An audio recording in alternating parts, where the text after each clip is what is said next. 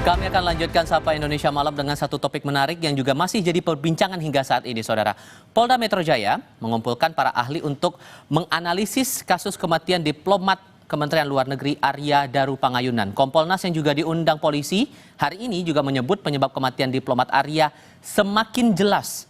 Polda Metro Jaya mengundang ahli otopsi, kemudian ada ahli siber dan ahli psikologi forensik untuk menganalisis kasus kematian Arya dari sejumlah bukti yang ditemukan. Kompolnas memastikan penyebab kematian diplomat Arya semakin jelas. Misteri kematian Arya termasuk penyebab kematian yang akan diungkap polisi Selasa esok. Kalau dari kemarin kita bilang proses ini semakin terang peristiwanya, hari ini ketambahan semakin jelas penyebab kematiannya. Dengan adanya hasil otopsi tadi, itu semakin jelas penyebab kematiannya. Kalau kemarin peristiwanya terang, penyebab kematiannya belum, karena hasil otopsinya belum. Nah, saat ini kemarin peristiwanya sudah terang, dan tadi semakin terang, ya, habis itu penyebab kematiannya juga semakin udah jelas gitu. Tinggal diumumin aja sama Polda Metro. Hasil analisis di Mapolda Metro Jaya hari ini diungkap Kompolnas bahwa penyebab kematian diplomat Kementerian Luar Negeri Arya Daru Pangayunan sudah jelas. Pertanyaannya muncul kemudian, kenapa polisi belum juga mengumumkan hasilnya? Dan bagaimana fakta-fakta yang terungkap saat ini bisa mendukung pengungkapan penyebab kematian Arya? Kami akan ulas ini bersama dengan para narasumber. Untuk sesi saat ini, saya sudah bersama dengan Wakapolri periode 2013-2014, Komjen Purnawirawan Ugro Seno. Pak Ugro, terima kasih sudah mau datang. Apa kabar, Pak? Kabar baik, selamat malam Mas Tifa. Terima kasih sekali lagi sudah mau datang. Dan nanti juga akan bergabung Mbak Hanifah Asna untuk kita ajak berbincang lagi soal ini. Cuman untuk sesi ini, Pak, kalau Anda lihat dari segala pengungkapan kasus yang dilakukan oleh polisi, fakta-fakta yang muncul di permukaan, kalau versi Kompolnas bilangnya sih dari hasil analisis bersama polisi hari ini udah jelas. Anda merasa juga barangnya udah jelas atau masih ada tanda tanya yang belum terjawab sekarang? Ya, dalam satu peristiwa pembunuhan atau bunuh diri ya, selain melihat kondisi mayat misalnya itu, kan juga ada penyidikan di lapangan, yaitu biasalah meriksa saksi, kemudian ada ahli juga di situ, kemudian ada secara saintifik juga ada. Saintifik itu mencari penyebab kematian apa kira-kira, tapi tidak pernah menyimpulkan. Itu kasus apa begitu ya? Ya, misalnya bunuh diri, terus dinyatakan oleh forensik ini bunuh diri gitu. Belum tentu seperti itu, tapi faktor penyebab misalnya kehabisan oksigen di dalam tubuh, kemudian ditemukan apa, misalnya ada zat-zat tertentu kimia yang ada dalam tubuhnya, itu yang ditemukan. Seperti itu. Jadi yang perlu dicari di sini adalah motif. Seseorang dibunuh juga pasti ada motifnya. Seseorang bunuh diri juga pasti ada motifnya. Itu yang paling sulit menemukan motif tadi. Dan kalau melihat dari fakta-fakta yang ada sekarang sebetulnya gampang atau sulit? Saya tidak tahu yang penyidikan di melalui HP yang bersangkutan atau mungkin laptop dan sebagainya ini, itu sebenarnya bisa diungkap dari situ. Motif apa yang bersangkutan melakukan perbuatan tersebut atau dibunuh dengan motif tertentu oleh orang-orang tertentu. Ini agak memerlukan waktu yang lama, analisanya tidak secepat hasil forensik keluar kemudian diputuskan bunuh diri seperti itu. Oke, kita coba lihat ini visual terakhir yang diungkap ke publik, Pak. Saat rekan dari penjaga indekos ini menggambarkan saat penjaga indekos menemukan kondisi Arya sudah tidak bernyawa di dalam kamarnya dan di situ terlihat kondisi wajahnya sudah terlilit lakban. Kalau Anda melihat dari visual ini saja bagaimana reaksi dari penjaga indekos kemudian saat kondisi ia ditemukan, Anda melihat ada yang ganjil atau sebetulnya ini udah jelas nih barangnya bisa diusut polisi juga lebih gampang sebetulnya?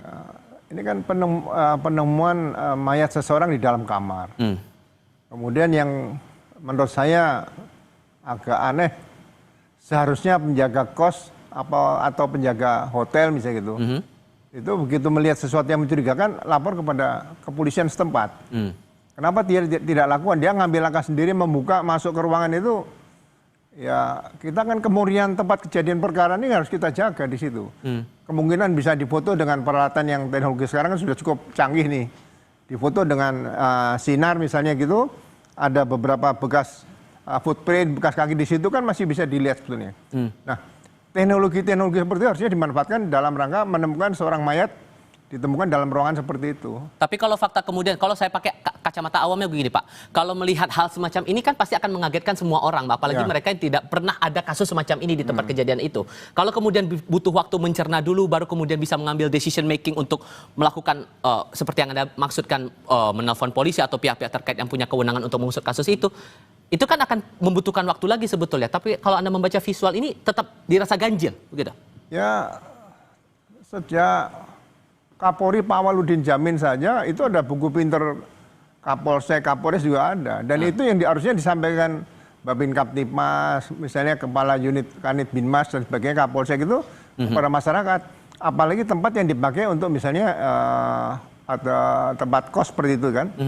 Itu polisi sering datang ke situ ya kunjungan, sampaikan kalau ada kejadian apapun, ya tolong beritahu polisi segera supaya tidak nanti dijadikan saksi, diperiksa berkali-kali kan dia juga capek seperti itu. Akan berpengaruh juga dalam proses pengungkapannya juga di polisi. Oke, ini satu fakta. Tapi fakta lainnya juga adalah masalah tas, Pak. Tas ditemukan di sekitar gedung Kementerian Luar Negeri, tempat ia yang terakhir kali juga kita lihat visualnya menunggu di area teras atap atau rooftop Kemenlu, dan di sana di tangga menuju ke area rooftop dia meninggalkan tas di sini. Menurut Anda ini maksudnya hanya sebatas ya udah naruh tas saja atau ada maksud tertentu, ada pesan tertentu yang bisa ditujukan oleh si Arya ini kepada siapapun mungkin di balik dia menaruh tas itu? Ya, gini, tas itu kan dipaksa harus berbicara secara forensik atau secara teknologi. Kalau seseorang punya niat sesuatu, misalnya katakan mau bunuh diri, kenapa tasnya dari atas tidak dilempar saja? Kenapa harus ditinggal di situ? Ada message apa di situ? Atau dia lupa seperti itu? Analisa seorang reserse, seorang penyidik itu harus berpikir 5 atau 6 hasil analisa yang teori kemungkinannya itu berbagai macam-macam yang harus ditemukan seperti itu. Jangan lihat, ada tas ditinggal di atas, kemungkinan ada video dia naik ke rooftop. Ini kemungkinan ada bunuh diri, tidak bisa disimpulkan seperti itu. Itu analisa yang harus ditempuh. Kemungkinan suatu saat kalau ada temuan fakta-fakta lain ini bisa disambungkan kembali seperti itu. Dengan tas itu ada isi rekam medis, kemudian disebut juga ada obat-obatan, dan rekam medis itu rekam medis rawat jalan pula, Pak.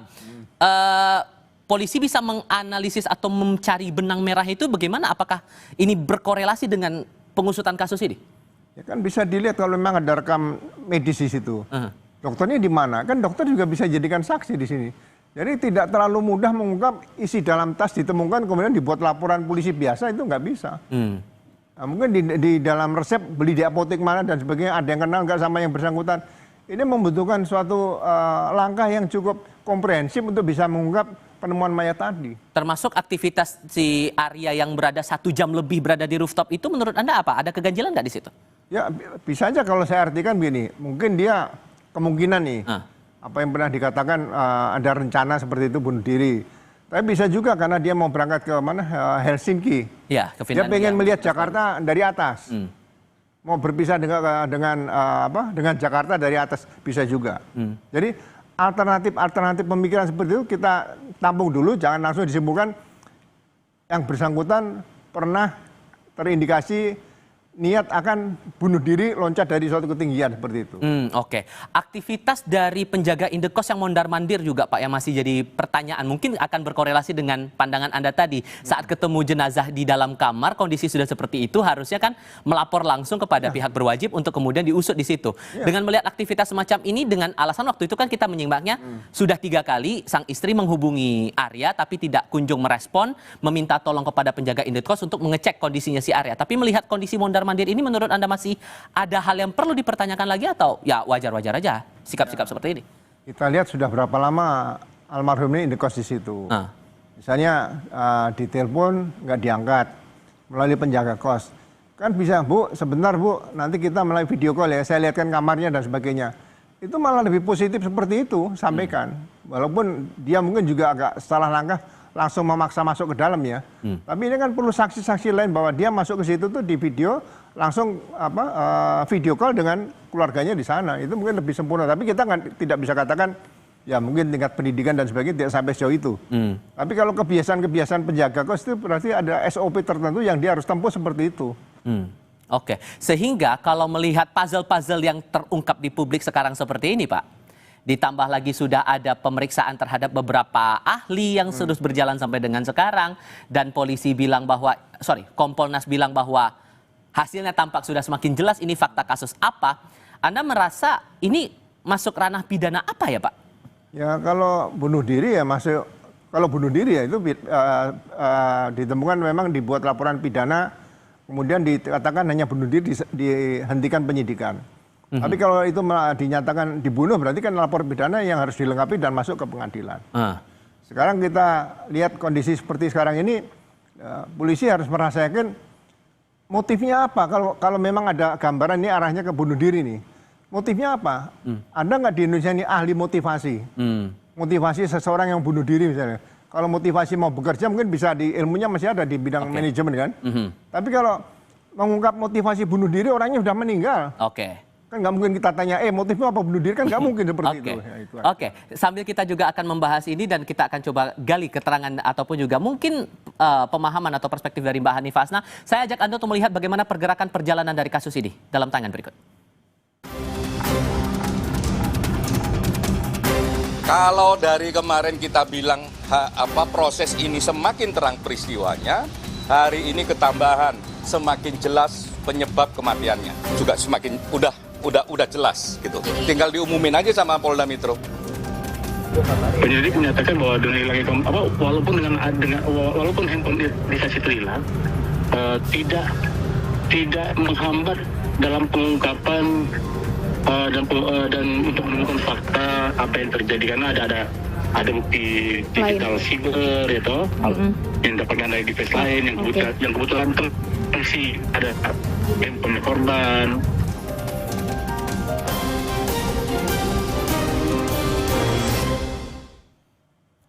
Pak Ugroseno masih bersama kami dan Mbak Hanifah Hasnah saya ajak untuk berbincang saat ini. Apa kabar, Mbak? Alhamdulillah sehat, Mas. Terima kasih sudah mau bergabung bersama kami. Pertanyaan yang sama saya tujukan ke Anda. Anda melihat dari kasus ini berjalan sudah sekian lama, sudah 3 pekan ya, semoga saya tidak keliru. Dengan bukti-bukti yang ada terungkap di publik sedemikian dan sudah ada ahli sebanyak itu yang diperiksa oleh polisi, Anda merasa bahwa ini kasus udah terang kasus pidana apa? Sama seperti Pak Ugro tadi disampaikan bahwa ketika kita bilang terang, sementara ini kasusnya juga belum jelas, berarti kan kita belum bisa menentukan ada kasus pidana apa gitu. Kalau pidana kan berarti ada seseorang yang melakukan gitu ya, ada kejahatan dalam hal itu, kejahatan apa, kan kita belum tahu gitu. Jadi kita belum bisa menyampaikan apakah ini ada kasus pidana atau enggak, kecuali polisi sudah menyampaikan bahwa ini pembunuhan atau bunuh diri. Bunuh diri pun kita juga harus tahu apa yang melatar belakangi. Karena dari banyak hal yang temuan sampai hari ini kita masih abu-abu gitu, Mas. Termasuk dari temuan dari CCTV. CCTV yang ditunjukkan kan hanya dari atas. Tapi CCTV ketika naik lift tidak ditunjukkan. Ketika masuk lorong tidak ditunjukkan. Kalau yang polisi menyampaikan bahwa handphone yang diminta untuk ditemukan tetapi tidak ada, walaupun handphone itu bukan satu-satunya alat bukti, tapi kan kita bisa menggunakan alat bukti yang lain itu termasuk CCTV tadi itu. Bukan hanya di kos, tapi bagaimana cara korban itu naik ke atas, ketemu siapa di sana. Kan yang dilihat cuma sosoknya aja, tapi gerakannya seperti apa, di situ ada siapa. Bahkan ketika kita harus mempertanyakan, di lift itu ada siapa lagi sih? Itu nggak ada. So Anda merasa karena Anda menyinggung masalah ponsel, karena kan ada perspektif juga bahwa sebetulnya laptop yang juga jadi bahan analisis polisi pun juga menolong sebetulnya walaupun handphonenya masih sampai sekarang masih belum ketemu. Iya, tapi kan seperti ini, Mas ya, handphone itu terkoneksi dengan laptop. Tapi handphone itu kan punya data sendiri, foto, video, dan lain-lain. Atau yang terkoneksi itu aplikasi apa? Kalau kita ngobrol itu kan sebetulnya menggunakan aplikasi apapun kan bisa ya, yang terkoneksi itu apa, yang sudah dibuka apa. Ya sejauh ini polisi sepertinya sangat-sangat berhati-hati dalam mengungkapkan dan menyampaikan ke masyarakat. Tapi dengan kondisi seperti ini, masyarakat memang butuh sekali segera disampaikan gitu. Jadi kita tunggu sampai besok, tapi dengan ya gitu. Sehingga pertanyaan lain muncul kemudian. Kompolnas bilang bahwa pengumuman akan disampaikan hari Selasa, Pak. Baru akan diumumkan, sementara kita kalau tarik lagi ke belakang, Pak, sempat dijanjikan bahwa hasil forensik akan keluar, hasil otopsi akan keluar dalam waktu 1 minggu. Kemudian molor. belum ketahuan nih kapan tanda-tandanya, baru kemudian ketahuan sudah mereka pegang tapi masih dianalisis, masih akan dikorelasikan dengan keterangan saksi dan ahli. Dan sekarang sudah perjalanan sekian lama diundur lagi, yang awalnya asumsi publik hari ini akan diumumkan ternyata hari Selasa. Apakah ini sebatas kehati-hatian atau justru ada hal kunci yang tampaknya masih belum terjawab sampai sekarang? Jawabnya nanti Pak. Kita jeda sebentar, kami akan segera kembali saudara. Sehingga dengan pernyataan Kompolnas tadi Pak, melanjutkan pertanyaan saya di sesi sebelumnya, disebut bahwa polisi akan menyampaikan hasil dari pertemuan hari ini bersama dengan para ahli dan merangkai seluruh bukti itu. Baru akan diumumkan esok hari. Sementara kita sudah publik ini sudah dijanjikan berkali-kali kayak yang hasil otopsi atau hasil forensik keluar 1 minggu tapi ternyata lebih lama. Terus kemudian terbukti bahwa mereka sudah pegang tapi masih butuh mengkorelasikan, sinkronisasi lagi dengan bukti-bukti dan keterangan yang ada. Ini memang sebatas karena kehati-hatian atau sebetulnya ada bukti kunci yang belum didapatkan polisi sampai sekarang? Ya saya melihat ini penyidikannya ya, bukan penyelidikan nih, penyidikannya masih belum lengkap.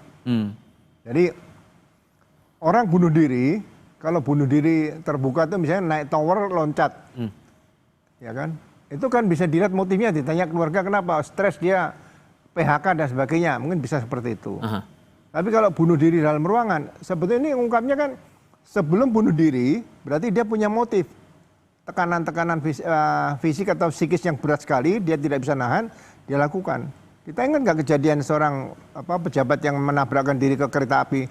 Bayangin kereta api itu kan besar, tapi karena siap mati, ya dia tabrakan. Tapi orang masih curiga, motifnya apa kan belum ketahuan seperti itu. Nah, motif ini harus benar-benar diungkap kalau memang itu ditemukan bunuh diri ataupun dibunuh. Motif itu nomor 1 bisa diungkap harusnya. Jadi jangan buru-buru pakai target waktu ini sekian minggu harus terungkap. Jangan, ini bahaya nanti ke depan. Tapi kalau Anda membaca bukti yang ada sekarang, motif itu udah kebaca atau belum sih? Belum ada. Belum ada. So PR-nya sekarang kalau motif belum ada, sehingga menurut Anda sekarang belum ada yang menerangkan jelas ada pidana di situ? Ya memang belum ditemukan apakah hasil otopsi menyatakan ini bunuh diri atau dibunuh, kan tidak mungkin seperti itu. Dokter forensik menyatakan, oh ini matinya karena bunuh diri, kan belum tentu. Orang digantung saja, kalau di bidang penyidikan kepolisian, bisa gantung diri sendiri, bisa juga digantung oleh orang lain. Itu cara bentuk talinya itu bisa dibaca dari situ. Jadi harus ekstra hati-hati untuk menentukan seseorang itu bunuh diri atau dibunuh seperti itu. Oke, Anda sepakat Mbak Hanifah atau ada perspektif lain di sini? Iya, sepakat banget. Karena kalau kita melihat, kalau sampai dalam perkembangan saat ini, kita mau buru-buru menyimpulkan bunuh diri itu, ya itu untuk apa gitu. Sebenarnya kalau orang bunuh diri itu kan berarti ada permasalahan. Permasalahannya itu apa? Sementara yang ada di tempat, di TKP itu hanya obat lambung sama kolesterol. Di mana sakit itu kalau tidak dalam batas yang tinggi, tidak membuat seseorang menjadi stres kan. Gitu. Stresnya itu karena apa? Karena masalah pribadi atau masalah pekerjaan. Nah kalau masalah pekerjaan berarti kan harus dievaluasi lagi. Harus ada saksi-saksi yang menyampaikan stresnya itu karena tekanan apa. Atau dia punya akses-akses khusus atau akses sensitif dari pekerjaan itu. Sehingga dia mengalami stres dan gangguan mental. Pun ketika dia naik ke atas rooftop, ada alibi bahwa itu mau bunuh diri. Bunuh diri itu sebabnya apa gitu ya. Apakah ketika turun itu dia ternyata menemui seseorang? Itu kan tidak dijelaskan dalam CCTV. Dan orang juga nggak kelihatan siapapun di situ. Bisa jadi dia turun karena dia mau menggagalkan apa yang dia inginkan. Sehingga, saya potong. Sehingga kalau Anda menangkap itu semua dengan membaca keadaan yang ada sekarang, motif itu belum terjawab? Motif itu belum terjawab dan semua yang bagian dia itu melakukan bunuh diri sepertinya menjadi sangat. Soalnya dari tadi Anda menyebutnya bunuh diri begitu, karena ada asumsi bahwa ini jangan-jangan arahnya ke sana gitu. Kalau arahnya diarahkan ke sana itu sepertinya sangat-sangat kecil gitu loh, karena kan yang tadi itu melilit lakban itu sangat kecil kemungkinan. Ketika dia ke atas dia turun lagi itu juga karena apa? Apakah benar dia mau bunuh diri atau dia janjian sama seseorang atau dia mengalami intimidasi, dan itu kan nggak tahu semuanya gitu loh. Tapi kalaupun dia bunuh diri berarti dia harus punya rekam medis yang menunjukkan dia gangguan mental. Gangguan mentalnya seperti apa? Seperti yang Pak Jenderal tadi sampaikan, diperiksa oleh siapa, psikiaternya siapa, gitu. Obatnya apa yang diminum, dia ngambilnya di apotik mana, gitu. Sehingga ketahuan bahwa dia itu indikasinya dia akan mengakhiri hidupnya. Kalau tidak ada berarti kan ada faktor yang lain, gitu.